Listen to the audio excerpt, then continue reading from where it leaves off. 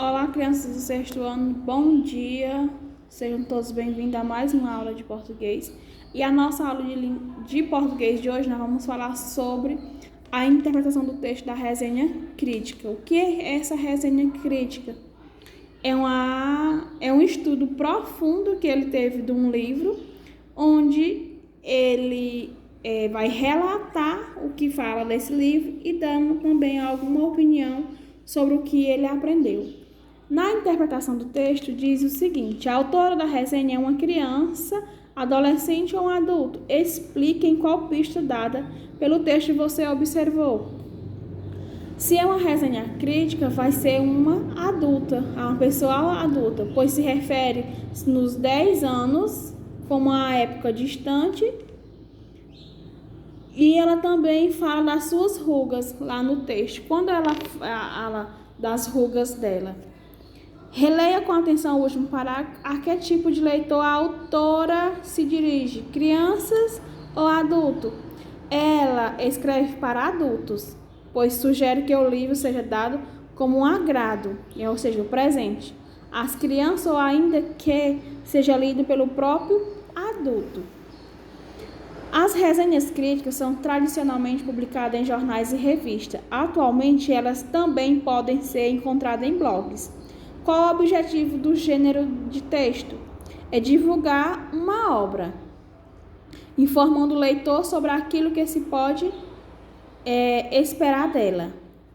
Quais jornais e revistas contratam profissionais para fazer resenha? Na sua opinião, por que a autora decidiu publicar essa resenha em seu blog sem receber nada por isso? Era para compartilhar com as outras pessoas o prazer que experimentou ao ler o livro. Ou seja, ela publicou porque ela leu, achou interessante e fez uma resenha crítica sobre as informações do texto que ela gostou. As resenhas apresentam um resumo da obra e uma opinião sobre ela. Em qual parágrafo do texto é apresentado o resumo do livro? No 5º parágrafo. Aí pede para vocês reescreverem com suas palavras. Vocês vão contar o 5º parágrafo, vocês vão ler e reescrever esse 5º parágrafo. Letra B. Transcreva no caderno 2 trechos da resenha que demonstra a opinião da autora sobre o livro. Essa opinião é favorável ou desfavorável? É uma opinião favorável. Por que é favorável? Lá onde ele diz, seria muito legal se naquele tempo houvesse algum livro. Agora existe. Ensina os mais interessantes fenômenos do universo sem ser chato ou professora. Vai daí que é uma leitura divertida, é um ótimo agrado. A resenha crítica é um texto argumentativo, tipo de texto que, como você já sabe, expressa uma opinião e as defende com argumento. Por que ele expressa a opinião? Ele vai estar falando da opinião da pessoa, ele vai também poder ter a opinião. Se eu leio o livro, eu entendi. Nele vai ter a opinião do autor, e quando eu for fazer a resenha, eu for fazer o resumo dele, eu vou estar tanto com a informação dele quanto a minha, o que eu absorvi. Nos 3 primeiros parágrafos, quais argumentos a autora utiliza para provar que vale a pena ler George e os Segredos do Universo? Aí tem, segundo ela, antes não havia livros que explicassem temas científicos de maneira acessível. A obra consegue fazer isso representada por um lançamento importante aguardado. Quais outros argumentos a autora apresenta no restante do texto? Que o livro é divertido, pois explica os fenômenos do universo sem ser chato nem professoral. A autora da resenha não apresenta todos os dados do livro. Quais informações seriam úteis a alguém que quisesse comprá-lo? o nome da editora, o ano de publicação, o número de página, o preço e tudo. Dando continuidade à acentuação gráfica que você já tinha começado a estudar, aqui diz o seguinte, nós vamos estar falando da acentuação gráfica contextualizada. Leia o texto, sedução fatal dos neurônios. O cigarro vicia porque o efeito da nicotina diminui com o uso e a força vítima cada vez mais. Se é isso que você ouviu falar, esqueça. O único cigarro é capaz de levar ao vício. Descobriu a equipe de neurobiologia americana Daniel Mestre-Gene da Universidade de Chicago, depois de analisar fragmentos do cérebro de ratos nos quais se havia injetado nicotina. Segundo o cientista, a toxina do cigarro estimula os neurônios a produzirem mais dopamina, molécula responsável pelas sensações de prazer no organismo. É isso que leva ao vício. A grande novidade da pesquisa foi mostrar exatamente como a nicotina produz a sensação fatal. Elas verificaram que, logo depois que a nicotina grudar em um neurônio, ele dispara um sinal que incita outras células cerebrais a produzir doses extras de dopamina. O efeito é mais intenso quando os neurônios estão associados à memória e ao aprendizado. Tem-se a impressão de que o cérebro se lembra da delícia, o quer e quer mais. Ou seja, ele disse que o cigarro, a pessoa que começa a fumar, com um cigarro, ele vai tendo estímulo a sempre estar fumando mais. Na primeira questão do texto, pede sim. O cigarro é um grave vício que prejudica bastante a saúde das pessoas. Qual a novidade da pesquisa em relação ao que se sabe antes sobre o efeito da nicotina? Antes, achava que a pessoa ficava viciada, porque o efeito da nicotina diminuía o uso, o que levava a fumar cada vez mais para se satisfazer. Nessa nova pesquisa, ele descobriu que um único cigarro pode viciar a pessoa, visto que a molécula da nicotina gruda nos neurônios e estimula os demais a produzir doses extras de dopamina, substância ligada ao prazer. Então, com um único cigarro, a pessoa pode estar se tornando dependente, porque ela fumou hoje e vai estar liberando as moléculas, vai estar liberando o prazer de querer ter o segundo, de ter o terceiro, o quarto e assim por diante. Leia em voz alta as palavras destacadas. O único cigarro é capaz de levar ao vício. Qual das sílabas de cada palavra você anunciou com mais intensidade? Ou seja, a sílaba tônica. Único foi o U. Cigarro, gar. Capaz, o paz. Isso aí são as sílabas tônicas da palavra. Ou seja, a sílaba pronunciada com mais tonicidade. Como costumamos dizer, é a sílaba pronunciada com mais força. É a sílaba tônica. Na terceira, pede para vocês palavras com sílaba tônica, a última. Ou seja, as palavras quanto à sílaba tônica, elas vão se classificar em oxítono, paroxítono e proparoxítono. Lembrando, para fazer essa divisão, nós vamos estar contando do final da palavra para o começo. Quando a sílaba tônica for a última, chamamos de oxítono. Quando for a penúltima, de paroxítono. Quando for a antepenúltima, nós chamamos ela de proparoxítono. Vamos classificar as palavras destacadas na questão anterior, que são as palavras único, único. Único, a palavra é proparoxítono. Cigarro, que é a sílaba tônica, é o gar, então é a sílaba do meio, é paroxítono. E capaz, que é o paz, ela é oxítono. Copie mais três palavras oxítono, 5 paroxítono e 3 paroxítono do texto. As oxítono no texto tem diminuiu, depois, analisar e sensação. Paroxítono tem responsável, memória, vícia, uso e força.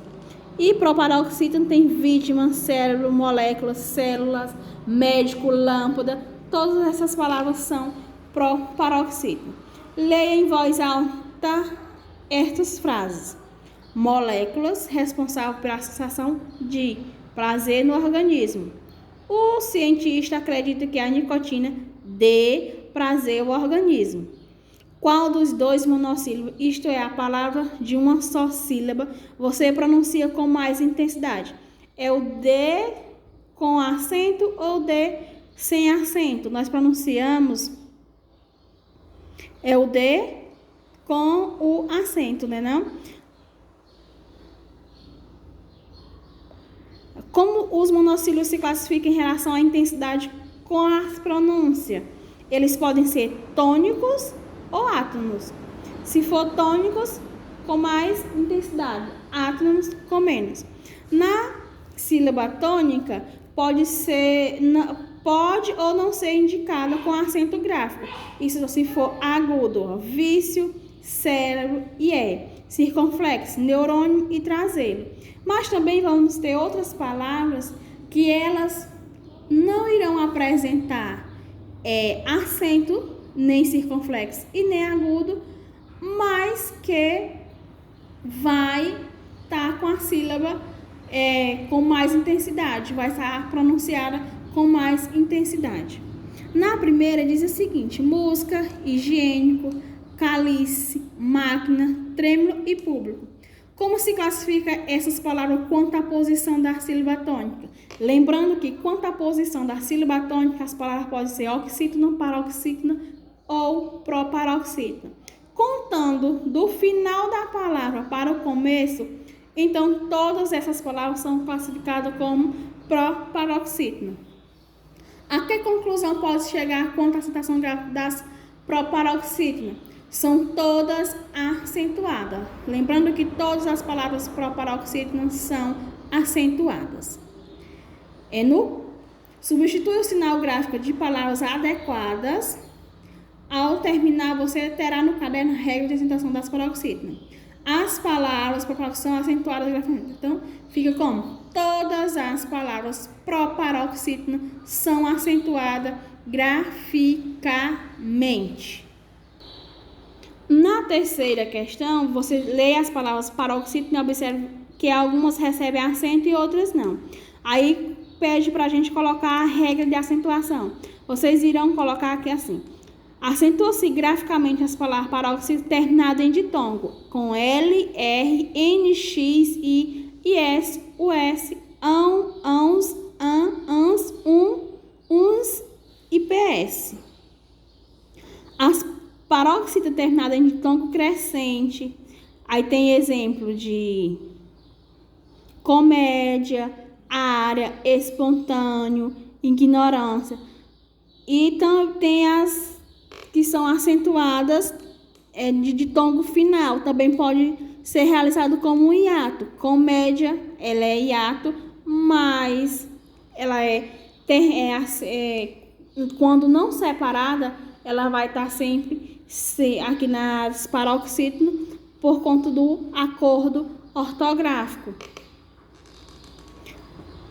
Observe a lista de oxítonos e de monossílabo tônico. Tem sofá, dó, angu, fiéis aqui, André, mais, entre outros.